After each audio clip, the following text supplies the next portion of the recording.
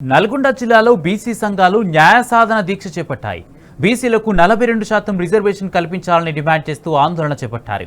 Kamareddy declaration అమలు చేసి బీసీలకు న్యాయం చేయాలని, లేదంటే రాజకీయంగా కాంగ్రెస్ పార్టీకి తగిన బుద్ధి చెప్తామని హెచ్చరించారు. 42% రిజర్వేషన్ అమలు చేసే వరకు తమ పోరాటం ఆగదని తేల్చి చెప్పారు. పిలుపు మేరకు నల్గొండ జిల్లాలో బీసీ సంక్షేమ సంఘం ఆధ్వర్యంలో బీసీ న్యాయ సాధన దీక్ష ప్రారంభించడం జరిగింది.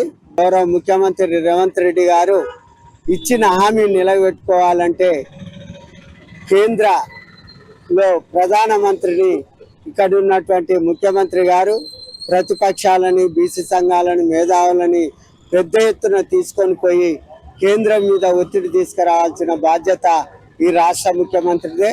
బీసీ సంక్షేమ సంఘం జాతీయ అధ్యక్షులు గౌరవనీయులు పెద్దలు ఆర్ కృష్ణయ్య పిలుపు మేరకు యావత్ తెలంగాణ రాష్ట్రంలో ఈ రోజు బీసీలంతా జిల్లా కేంద్రాల్లో, మండల కేంద్రాల్లో మూకుమ్మడిగా 42% రిజర్వేషన్ వచ్చేంత వరకు బీసీలు ఐక్యంగా ఉండి పోరాటం చేయాలని చెప్పి రాష్ట్రంలో ఉన్న బీసీలందరికీ విజ్ఞప్తి చేస్తా ఉన్నాం. గత నెల 18వ తారీఖు రిజర్వేషన్ పై జరిగినటువంటి రాష్ట్ర బంద్కు అన్ని పార్టీలు కలిసి బంద్ చేయడం జరిగింది.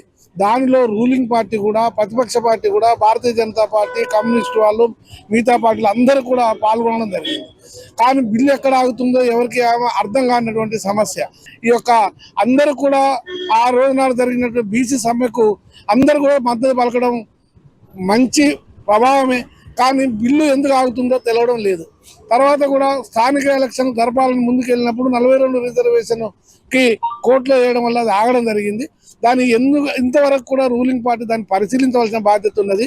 రూలింగ్ పార్టీ గతంలో కూడా వాళ్ళే దీన్ని 42% రిజర్వేషన్ బీసీలకు ఇస్తామని ప్రకటించడం, దాన్ని ఒక అసెంబ్లీలో పాస్ చేయడం, తర్వాత గవర్నర్ దగ్గర ఆగిపోవడం, తర్వాత పార్లమెంట్లో దాన్ని ఊసే పలకపోవడం అనేది ఈ 42% రిజర్వేషన్ని నామమాత్రంగా ప్రకటిస్తే వాళ్ళకల్లా వాళ్ళు ఊకుంటారు, మన పని మనం చేసుకుపోవచ్చు అనే కాడికి ప్రయత్నం చేస్తూ ఉన్నారు.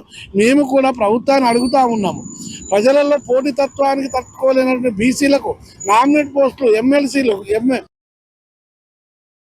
తర్వాత ఎమ్మెల్సీ కోటాలు, ఎమ్మెల్యే కోటాల్లో ఎందుకు ప్రాధాన్యత ఇవ్వకుండా ప్రజలలోనే మాకు పోటీతత్వం పెట్టేసి డబ్బులకు ఇబ్బంది పడుతున్నటువంటి సమస్యలు చాలా ఉన్నాయి బీసీ వాళ్లకు. కాబట్టి మొదటిగా మీకు ఈ యొక్క బీసీల మీద అభిమానం, బీసీల మీద గౌరవం ఉంటే మీ దగ్గర మీ చేతిలో ఉన్నటువంటి నామినేట్ పోస్టులు మొదలు బీసీలకు ఇవ్వండి. దయచేసి అన్ని రాజకీయ పార్టీలు వెంటనే దీన్ని తగు చర్య తీసుకొని మాకు 42% మీరు ప్రకటించిన ప్రకారంగా రిజర్వేషన్ ఇప్పించేసి అన్నిట్లలో పోటీకి కానీ నామినేట్ పోస్టులో తగు న్యాయం చేయడానికి బీసీలకు తగు స్థానం కల్పించాలని కోరుకుంటూ అవకాశం ఇచ్చే వారికి ధన్యవాదాలు.